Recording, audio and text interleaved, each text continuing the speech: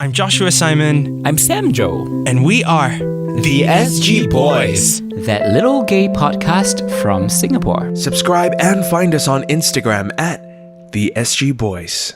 I would want Samjo to introduce our guest, but your voice is fried, my friend. Honestly, guys, if you haven't gotten COVID yet, please don't get COVID because this is how long fucking COVID sounds like. I don't think this is don't blame it on the COVID all the time. I think what's happened is you've been Jojo Sinclair and you've been performing night after night and you've been screaming, just taking in that audience energy, and now it's crushed your voice. But I'm actually quite fearful. I mean, what if I'm like Adele and I've like, or Julie Andrews and I've like nodules and stuff like that? I'll never be able to sing again. And I feel worried for you because you're actually about to board a flight for a show. You're gonna see Sugar Babes live. Doesn't matter. Even if I don't have my voice, I'm gonna like use all of my body to make sure they hear me.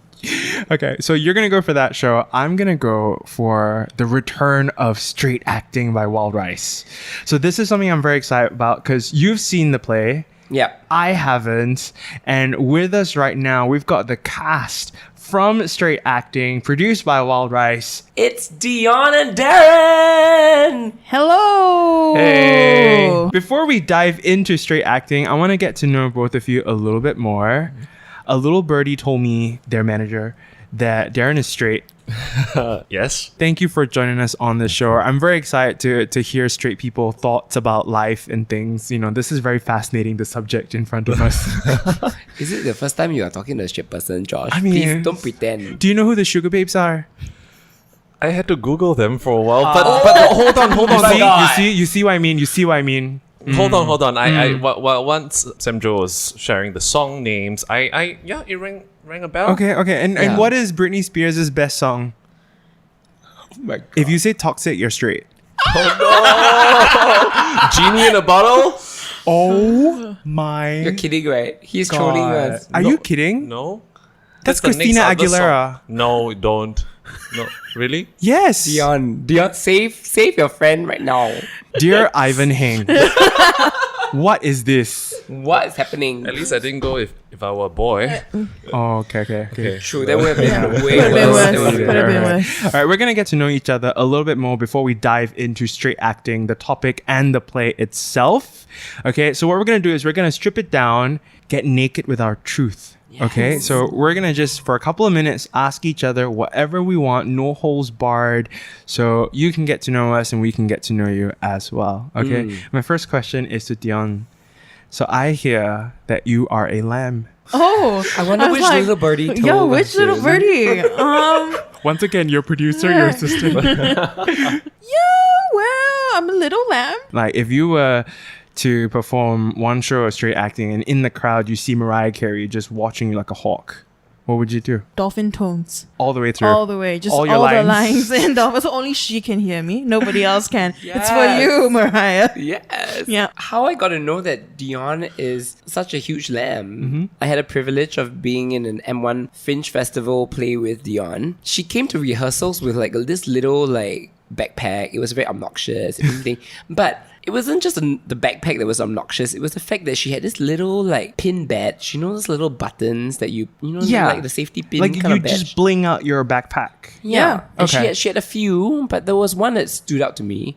It was Mariah Carey's face and bosom. Oh. Like just like filling up. It wasn't. I don't know whether there was a bosom. I in think it was there. bosom. It was a glitter album, no? It was just it? her face singing soulfully to me. I remember it, and then one day you lost it Yeah, I did lose for it. a moment. For a moment. Then you found it. Then I found it, and so I- Deonn panicked like mad because she was like, "Oh my god, where is my Mariah?" Oh no. And then everyone was like literally like going around the Looking studio around. trying to find it. We walked around like Kerbau Road? Cabal Road a little bit. But actually, she was just right there, just waiting for me. She was face waiting. up. Oh Yeah, I found her, clipped her back onto my bag, reunited. Still Oh, lamb. of Yeah, course. still a Still lamb. lamb. Just a tiny lamb. Yeah. Beautiful, Yeah. happy ending right there. Yeah, 'cause, One you sweet know, day. There you go. Yeah. we belong together.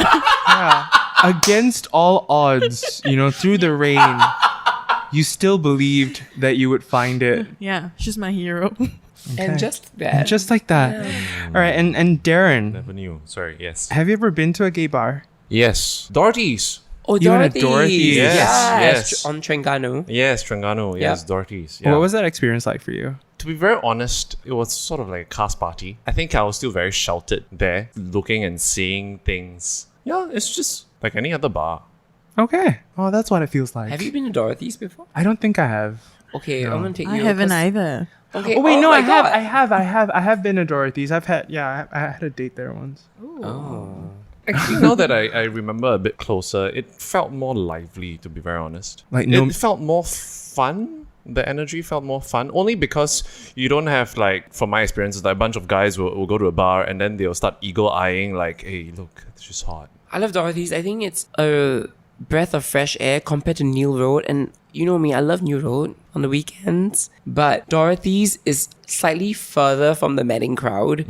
And it's a little like, you know, on the second story, there's a little veranda, kind of Yeah. like your, what do you call it? New Orleans, Mardi Gras kind of situation.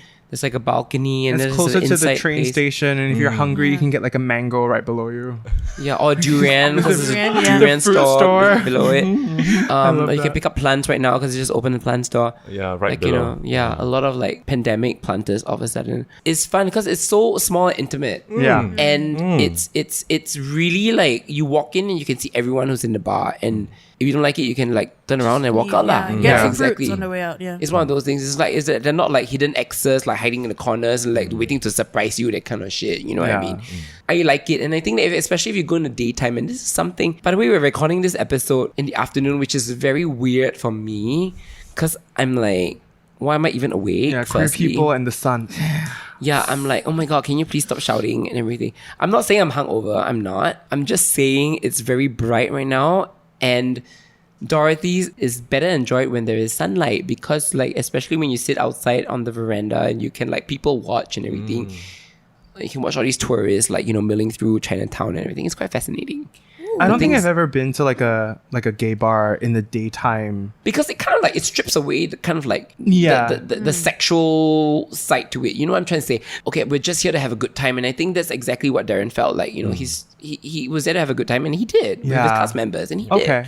I mean, essentially that's what the conversation we're going to have later on is going to be about, right? Like living in the shadows, coming into the light. I think the experience of going to a gay bar for me has always been like, it's a nighttime thing. Everyone else is asleep. No one knows where I'm going. I'm going to go to this place and it's going to be colorful lights and it's going to be music. And if I feel awkward, I go to a corner and just sort of disappear or just sit by myself or find a friend and talk to them. Not so much the sex part, you know, it's just more of like living in the shadows, living in the quiet, and just the idea of going to like even like a gay friendly cafe, for example. I know when I was in London, I remember seeing a bunch of those, right? You'd see the pride flag outside and you can just sit outside and meet other people like you, and it's very friendly. That was a nice experience. Maybe I should go to I didn't know Dorothy's opens in the daytime. They do. I mean, like late afternoon. Like, let's Google this. Like, I've It's definitely. not a brunch thing, man.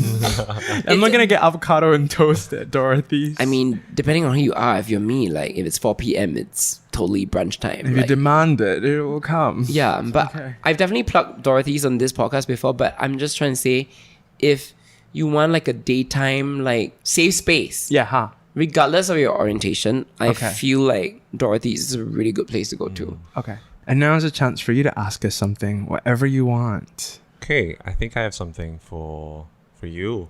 This is in regards to the episode of Two Dads, right? Well, you've listened to our podcast? Double dads. Yes, Double Dads, yes. The one with Cameron and Andrea. Right? Yeah. Cameron Yeah. and Andre. Yeah, so you mentioned that you were thinking, as in you had this thought of having children. Yeah. Yeah, and somehow, somewhere along the way, those thoughts sort of disappeared or took a back seat. How's that now? Since it's been 6 months since you first went on the podcast with them, right? It's funny you mentioned, I just had dinner with Cam and Andre just a couple of nights ago, and they did ask me about where I am right now in my life and like, hey, do you want to get married at some point? Is that like in the horizon? And still for me, it still feels like such a stretch. Like I'm thinking of the relationship itself. Like, can we get to a point where we can talk about that comfortably? Because I think for queer people in Singapore, that's not even in the trajectory of things. Even if it is possible, even if like 377A is repealed tomorrow and we're on that road to gay marriage being legal, and I would see my friends get married on Instagram, I would feel very happy for them. But just looking at the relationship I'm in right now, I think there's still a lot of work that needs to be done with, helping my partner to understand that this is possible. Also, then I have to like talk to my family about, this is possible. It isn't a sham. So I feel like that process feels so arduous, and maybe just not yet right now in our relationship. I don't know. To be honest. Maybe I'll just like marry myself. I'll be lame. Just marry myself and then find a way to have a child and then be a fantastic single parent. Yeah, but thank you for asking. And nothing wrong with that. Yeah. Nothing wrong with that. I kind of married myself when I turned 30. Like, I had like a banquet hall booked out and just had a party. And You're gonna marry the night, Gaga. yeah, basically. Or like you can be like Anita Mui and like marry the stage, Hey. Yeah, like I really wanted a child. Nah, I got Kindle. And that's great. That was a joke, by the way. Do you have any questions for us? Well, after that question, my question is going to sound real basic, but I just No. gotta. It's a fun thing I like to do with new people to break the ice, which is, I know sometimes carbs is like a dirty word, but I'm a carb princess. And so if you had to rank. Wait, can we take a moment to appreciate that you're a carb princess? Can you please put that on your Instagram It profile? is on my Instagram. Oh my Yeah. It's actor, carb princess, Auntie at heart, because that truly is me. Yes. All three. Yes. I love that. Yeah, but so if you had to rank your carbs, like would you choose bread, noodles, or rice? This is the greatest question Yeah. anyone has ever asked on this podcast. Thank you. You I want us agree. to do a tier list of carbs? Yes. Oh my god. I Where is love noodles this. on this list? Let's my all God. answer. I want to hear yours as well. Yeah. Okay. So let's start with Semjo. This is very tough. I need to stay true to my Asian roots, and I can't help but think back to last night when I was having a Beauty in the Pot session, and when I was drinking the soup, all I could think of was like, whoa, this would go so well with rice. And I'm sorry, like, I'm gonna vote rice. Rice, top of my list. Okay. And the rest, whatever I feel like I'm in the mood for. I mean, noodles, come on, chopsticks, troublesome. So I would say rice, bread, noodles. Okay. Yeah, okay. Rice, There bread, you go. I noodles. made my choice. And Good, Darren? good choice.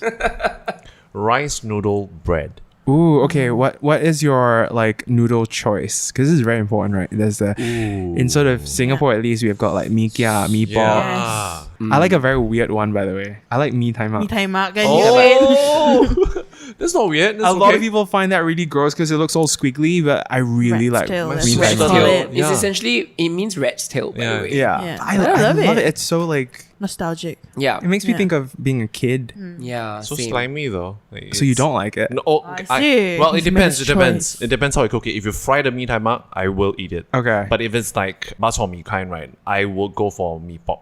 Ooh. Yeah. Okay, so it's like the flat noodle. Yes, flat. I love meatball. I like it thick yeah. as well. Yeah. I love my soba noodles and I love a good ramen noodle, but that is my last in my carb tier list.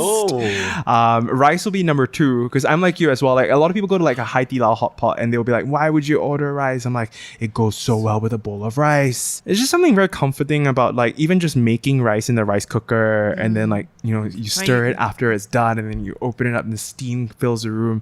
So there's something about like a nice hot bowl of rice. I can have it very simple with like a soup on the side, or even like sort of the Mediterranean rice, I'll have it with like hummus and I'm also good to go. But my number 1 is actually bread, but not ang mo bread, not like a baguette, not like a croissant, not one of those scones. I am super basic. I'm actually for the Asian bread. So you know the Yes. Sui Heng cake shop? Yes. Not even like bread talk, No. but the downstairs your house, Yes. The tau sa pao kind. the bread tausa- point. Yes. The kaya ban, cube bread. kaya ban. Oh, Cube yes, bread. yes, Yeah. yes. Let me tell you, the greatest bread ever is like $2. It's the 6 red bean bun all connected together Yeah. one. Then you go to tear them apart. You go to Yeah. it and it's just like, it's so soft and fluffy. And then you tell yourself you eat 2 and then you eat 3, but then you're like, might as well halfway there. And then you finish all 5 and you leave one pathetic piece there Yep. for later on. So I love that. I love like a Hokkaido milk bun. Forley stopped selling the Hokkaido milk bun. This is the greatest question you've ever asked.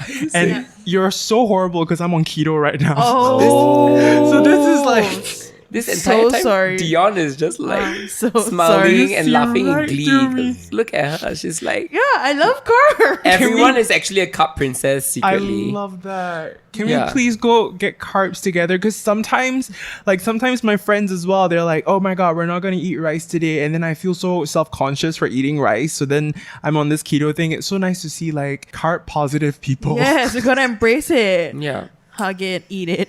Mine is rice because Asian cup princess. I gotta eat rice. yes. And then it's noodles, which I agree. I like both mee kia and mee pok, so I don't discriminate. And then it's bread. I Bonding hate the time. yellow noodle though. You Yeah, know that no, I'm yellow not noodle? about that, yeah. It's got a funky smell and it's like, Unless you do like a double rinse or like a situation. yeah, the texture is like, I think the yellow noodle just harkens back to like primary school. Yeah. And it was like the 50-cent noodle. cheapest noodle option. Yeah. Back when noodles were below $1. Let's Yeah. talk about that. Yeah. Let's really Oh talk my about that. God. Like, do you remember? Like, Deonn obviously is laughing because she doesn't remember because she's like 1994 kid. wait, you're 1994? You're Freaking a like baby? millennial. No. Do you I'm know the not sugar millennial. babes? I do. Okay, but suffice to say, she's not even 30 yet. Just like, That's true. It's okay. that's true. I believe the children are the future. Thank you. So we know what we're going to have after this conversation today. We're just going to pile on the carbs. But let's dive in right now to straight acting. Let's get to know Wild Rice's straight acting, the production first. Two queer couples. There's a gay couple and a lesbian couple, and they kind of get together and devise a plan to work around some kind of laws and situations that are in Singapore, and to start their own family so that they can have their own houses and their own families, kids and stuff. So I play Olivia, so one half of the lesbian couple, and Darren plays. Yeah, and I play Jia Ming, which is also one half of the gay couple. These two couples come to try and work around the system, work around the law and system in Singapore that essentially works in favor for straight couples, right? Be it the housing law, children policy. Can we relate to straight acting? Because I know for many gay men, I'll speak from that experience. I think of Chinese New Year, them asking, when are you getting married? And then you tell them soon. That's also straight acting. You're pretending to be someone you're not, right? Just to survive. I think in other territories as well, where being queer can be dangerous for you, straight acting is a necessity just to get by. When we think of straight acting, what does that mean to the lives that we've lived so far? I wouldn't say it's a problem for me because after a while my family just stopped asking. But I know that for a lot of people it's like an annual stressor because you have to go meet your extended family, and a lot of them just don't know that you might be queer, and their heteronormative concept just, you may not fit into that. If they would ask a guy like, where's your girlfriend? After ask a girl like, where's your boyfriend? Like, just like, this is assumption that people are straight. And it's because of this assumption that leads to people having to pretend that they're something that they're not sometimes. And I think that's quite traumatic actually for some people. And that's why a lot of people have this tradition of running away during Chinese New Year or during family gatherings. It doesn't just have to be Chinese New Year, right? I mean, you don't have to be Chinese for this, obviously, but it could be anything. It could be just any extended family gathering. It's like, oh, you all just don't know who I am. Like, why are you asking all these questions? But I think it goes further than that also. It's not just about people asking you point blank what your relationship status is. It's also about expectations of how a man should behave or what a woman should look like, for instance. And I think that there are all these microaggressions and just assumptions and expectations that are piled onto people, that society piles onto you. And it gets really, really tiring, especially if you don't conform to like society's norm. It gets so tiring to kind of like have to go, why do you even have to explain yourself? You know, because you're just being yourself at the end of the day. Yeah. I know you can relate. Yeah, I think I agree with the microaggressions bit, right? So I have short hair, really short hair, and it's always a conversation topic at like Chinese New Year. It's like, oh, why you cut your hair so short? And if it's a distant relative, I'm like, yeah, the weather's good. It's good for the weather. It's very hot these days. You know, it's these things because I'm like, what do you want me to say? I look cute. I mean, yeah, I do, girl. So like, but that's not a valid response to them. All these little things that kind of add up and it chips away at you.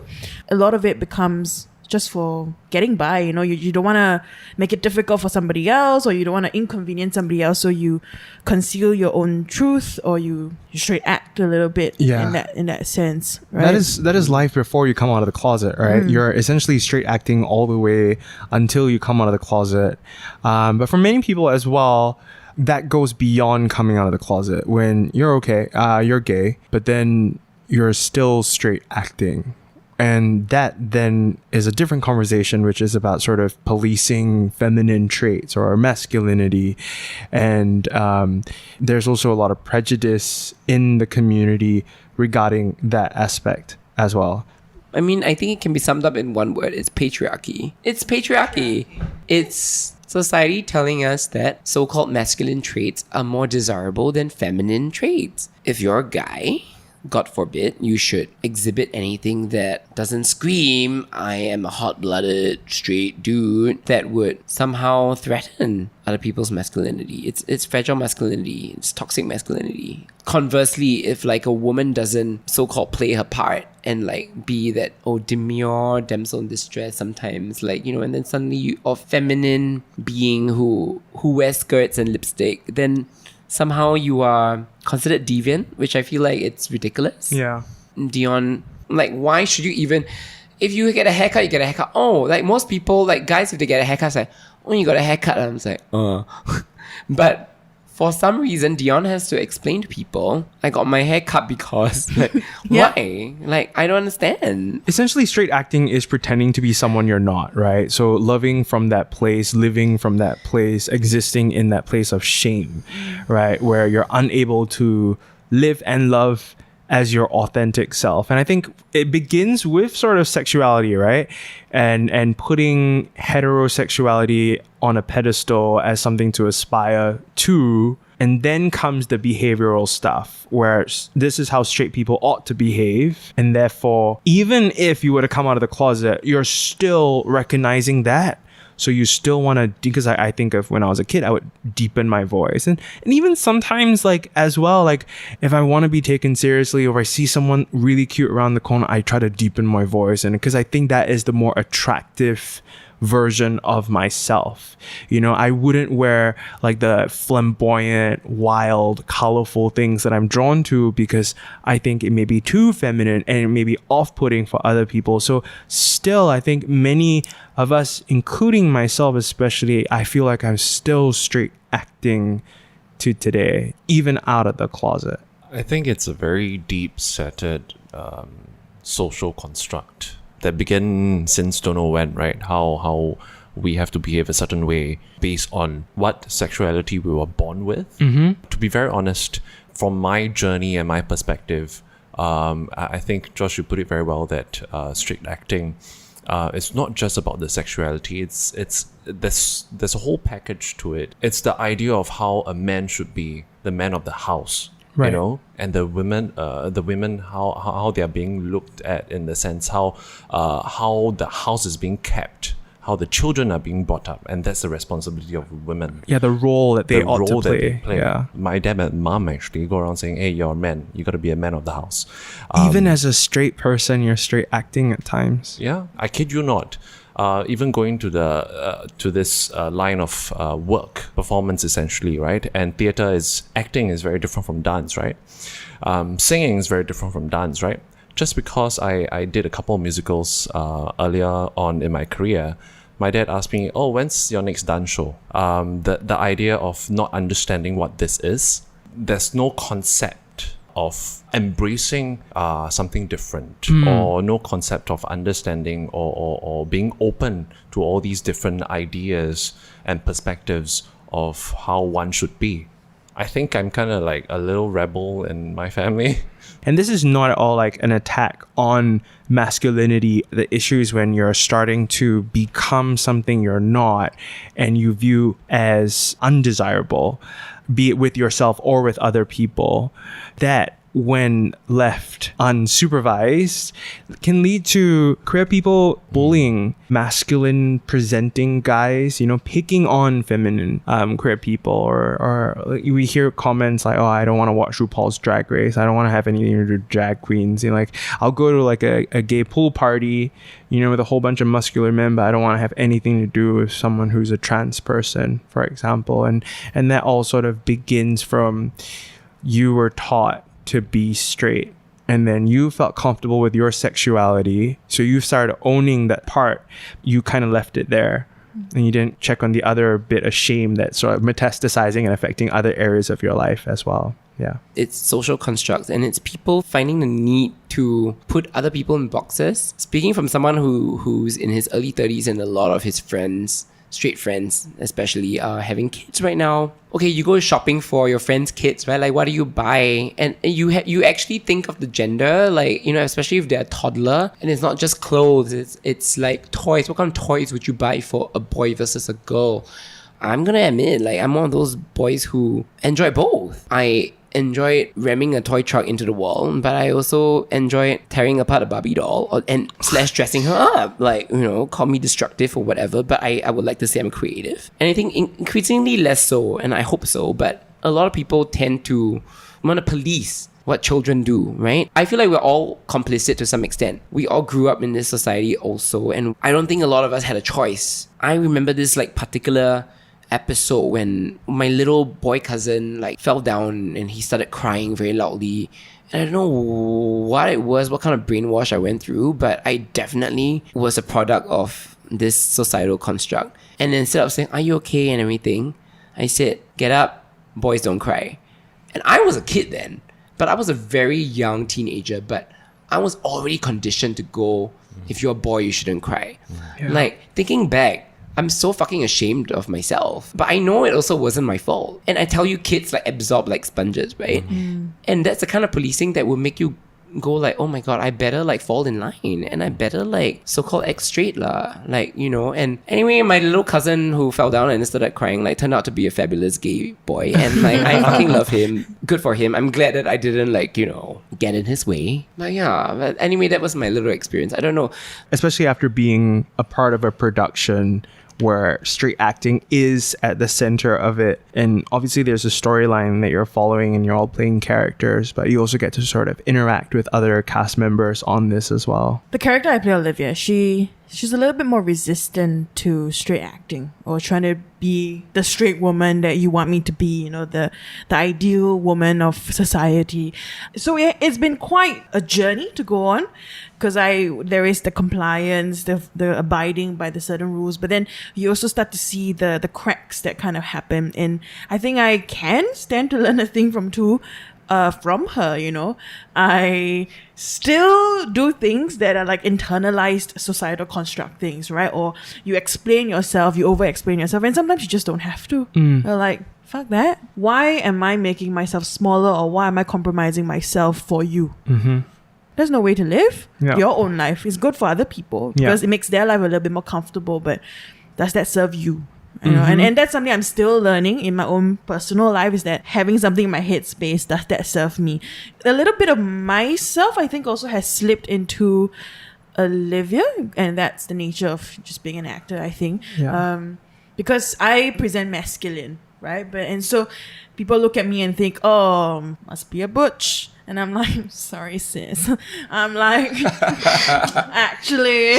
She's lamb. I'm like, okay, girl. But it's just first impression. And it's not like I'm trying to make myself hyper femme to fit a certain. It's just like, it's just me. I mean, you can wear boy clothes and do whatever you want. Then with Olivia, that also has seeped in, because I think it's very easy to associate this masculine energies or these resistance to wanting to be a straight woman as she's just being the masculine figure, she's being the boy, close inverted commas, in it. But actually she also has all these soft qualities and these ideals and hopes of wanting to start a family and creating their own space that it's comfortable, and it stems from also her history, right? With her own family and all that. And I think that's what's beautiful about the work. It's that there's this idea of a dream, a hope, and that you get to kind of break the intergenerational trauma, right? Because we are all products of our parents and their parents. And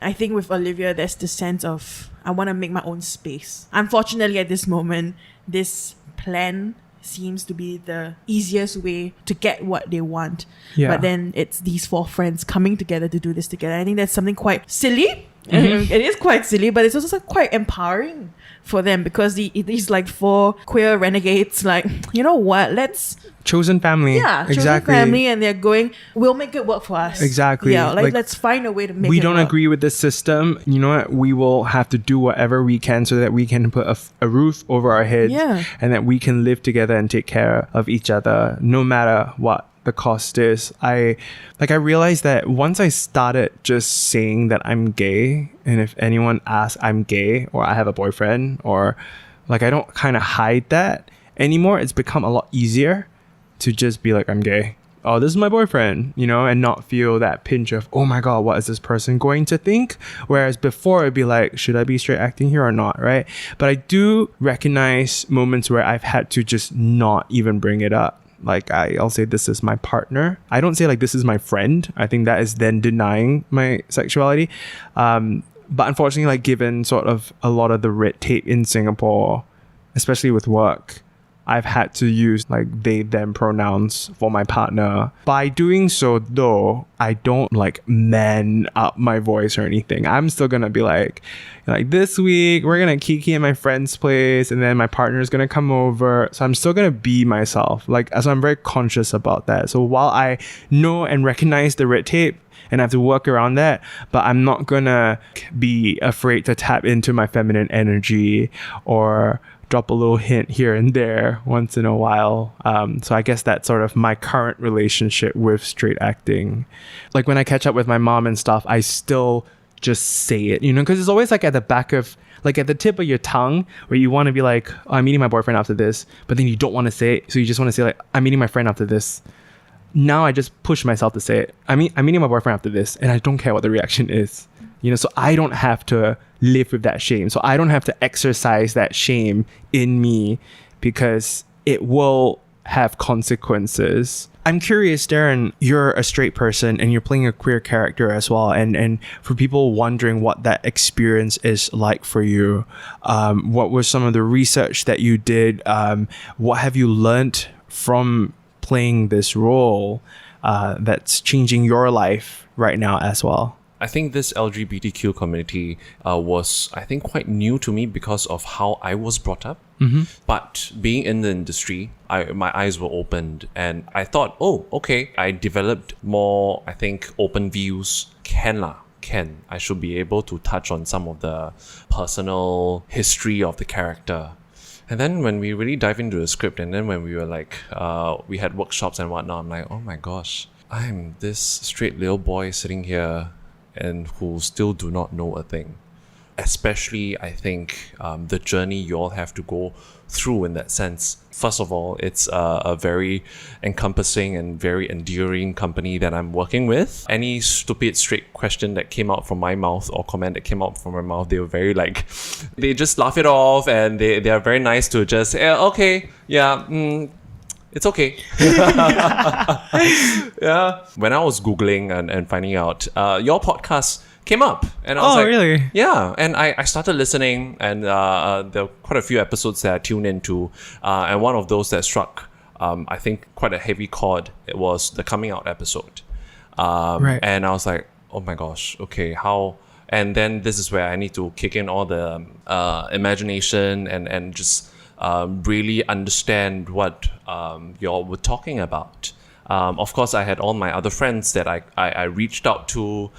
Shou Chen, who's another cast in this performance. I also sort of, Shou, can we have coffee?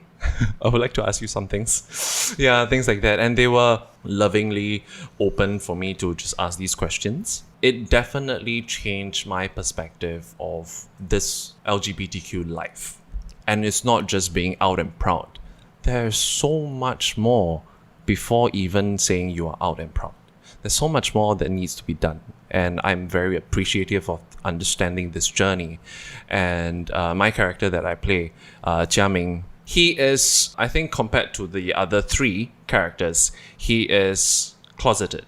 Very, very much closeted, and his whole life, he only knows about straight acting in that sense. He will just play straight, and everything else around his life will be after midnight hours. His real, like, gay life will then start. Yeah, in the shadows in that sense. I think all the social constructs and everything, I can relate to it. Darren personally can relate to it, how the family's construct of and upbringing. Then there comes the tricky part, which is all the hiding. Then I was like, oh, what is it? So I dig down a little bit deeper to understand the really rough road that queer people have to go through just to even being safely in the shadows, right? Yeah. Definitely this journey for me was not easy, but also at the same time it enlightened me so much more. And before this show, so I am also quite open in my support for the LGBTQ community. I look back at like the first Pink Dot event that I participated with my then girlfriend, now wife. It was in 2017. I was just looking at it because we attended the Pink Dot a couple of times actually, and then I look at it, I'm like, oh my gosh, this is the naive straight guy just going there. But I guess there's something about just showing up in pink. Yes.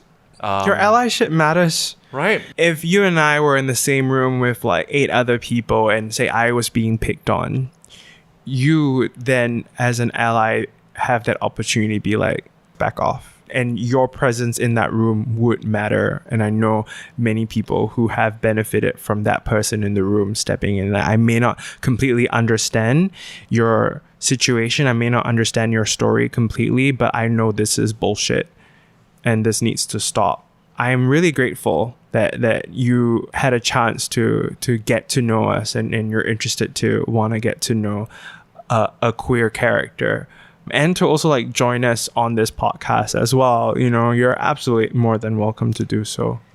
And Darren, can I also just say, your first Pink Dot was 2017. My first Pink Dot was as a gay guy. Was 2018. Hey. You were braver than me in some sense. And it's because of people like you, and I've talked about this in previous episodes of this podcast, walking into Hong Lim Park in 2018 and like being welcomed by familiar faces, LGBTQ, straight allies that I didn't even know were allies, but I saw them and I was like, I know for a fact they're straight, but here they are with their girlfriend or whatever. It's because of people like you, and I was like, thank you. And like all those other conversations like coming out and everything didn't even have to happen. I can't stress enough how important that is for people like us actually. Just wanted to put that in perspective, like, you know, so. And as someone who has also watched your play, your on-stage character, Jia Ming, have that struggle with his mother, played by the wonderful Guat Kian, by the way, who's an amazing actress. But seeing the dynamic between both of you, and it's like, I actually like choked up quite a few times, and my friends as well, because we could relate so much to it. And I really appreciated that. I mean, it doesn't matter whether you're a straight actor or like gay actor or whatever, like, you know, I really appreciated you telling that story, which we could really all relate to, especially with that particular type of Asian parent who shows love in a way that her child may not appreciate. You know? It just brought back a lot of memories and a lot of like tricky conversations and like maneuverings with my own parents, and I think that a lot of queer people can actually relate to that. And so I thank you for telling the story so genuinely and so beautifully also. Yeah. And especially as for a straight person like you to portray like, you know, that queer struggle so vividly and I would say realistically also. I feel like it's quite a feat, and so kudos to you. Yeah, not just for being a absolutely. great actor, but also just for actually helping us tell our story, like, you know, through this wonderful play by Thomas. So thank you so much, like both of you, really. Absolutely. Yeah, it's funny. It's straight acting and then he's straight acting gay. But you know, the thing is, ultimately when we look at these characters, we find versions of that we can relate to, or we find ourselves in those characters or people that we know, and I think that's the most important thing. So yeah, I'm very excited to go see straight acting. I'm actually quite nervous about it because I hear it's going to be a tearjerker, but I also hear it's really fun and funny. So I'm going to go see it for the first time. I think I'm just going to see it a second time. Where can we get tickets, and when is straight acting showing again, please? You can get tickets on Cystic. It's at the Wild Rice Theatre at Funan, the Niang Kongsi Theatre. I'm Joshua Simon, I'm Sam Joe, and we are the SG Boys. that little gay podcast from Singapore. Subscribe and find us on Instagram at the SG Boys. The beliefs, views, and opinions expressed on this podcast are attributable to its hosts only and are not intended to malign any religion, ethnic group, organization, company, or individual.